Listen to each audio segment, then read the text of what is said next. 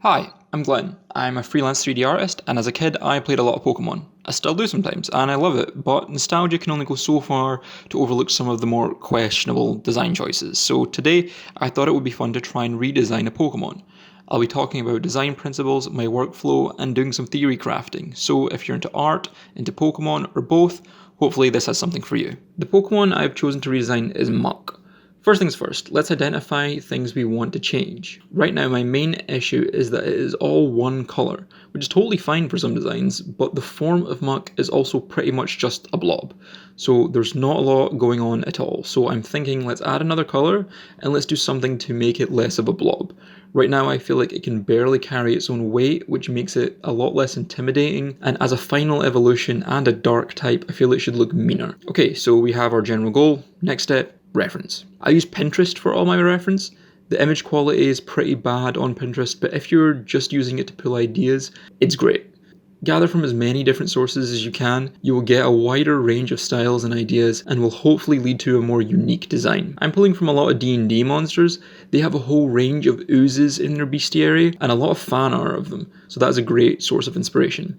Also, real life fungi has some really cool concepts we could incorporate. I'm also seeing a few designs where the sludge has absorbed elements of another creature. That could be cool to explore. So I'm done gathering inspiration and have a few ideas.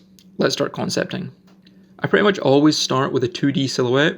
It's really easy to push and pull proportions to test things out. I'm thinking it could be cool if the mouth went straight through and you could see out the other side. This accomplishes two things. One, it gives Muck more shape, and having these thinner parts be able to hold him up shows more strength. I'll do a few quick sketches to try out a few ideas. Here you can see I have a thinner base trying to show strength again, but I'm not a huge fan of the overall shape. Might just be a bit too far from the original design. I also added 6 eyes just to see how it looks, and now it just kind of looks like an alien. Next design. Okay, remember when I mentioned about these slime monsters having skulls and stuff inside them? Well, I thought it could be cool if we take the skull from Marowak and use that as the face. The idea being if Grimer ever beat a Cubone or Marowak in battle, it absorbs the skull and evolves into this monstrosity, which is more like a fusion of Pokemon than a redesign. Finally, I just made a sketch of the general Muck shape to see if any other ideas popped out at me, but not really, so I stuck with the original concept.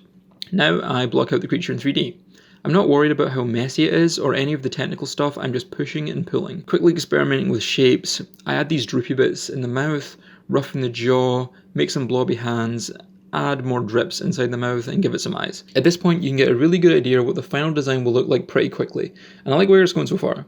I had a tongue hang out of its mouth but decided against it later on. Because Muck is more of a product of its environment rather than biology, we can throw in some asymmetry which can be used to create points of interest. I decided to add these pustules over its body as if there was this toxic element that was absorbed but rejected by Muck's body and formed these growths. This made me think of Venom from Spider-Man, so I started to mess up the tongue like Venom and make it more kind of tentacly, but this didn't make much sense. Maybe it did have a tongue, but it wouldn't just be hanging out all the time, and it was starting to get to the point where it became over-designed, so I scrapped the tongue. Happy where it is now, I move on to posing it. Posing a 3D sculpt can be difficult, but here I built a low poly cage that surrounds Muck, and then I use that to drive the deformation so I can test out different poses quickly.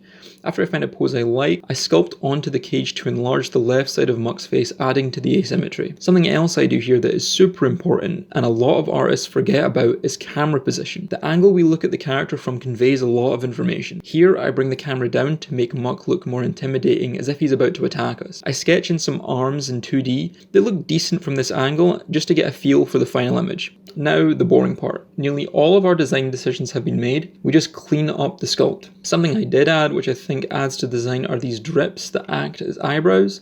I think those look pretty good. I sculpt the individual hands. I went for a fist here, but in hindsight, I think an open hand could be cooler, but I went for a fist.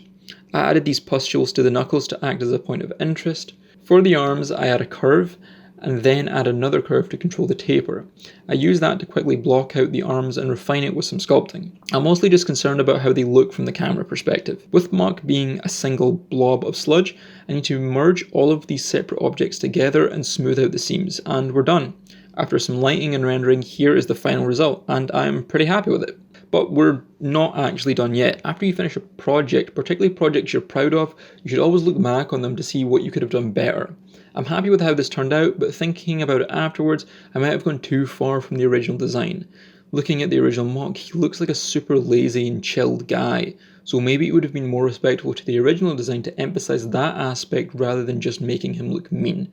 So I'll try to keep the original idea of the Pokemon in mind next time. The hole in the mouth I really like, but it definitely does detract from the readability. I can see people not understanding what is going on at first glance. Maybe the trade-off is worth it, but by any means because of this it's far from a perfect design. Another issue I have is the style. It isn't realistic enough to live in a live action movie, but it's also too realistic for the games. It kind of sits in this middle ground. I think because it was just a blob of sludge, it was easy for me to add more detail to the sculpt, which pushed it away from the fun and stylized style that I normally do. So maybe next time, try and have a style in mind and add that to a reference board before I start the design.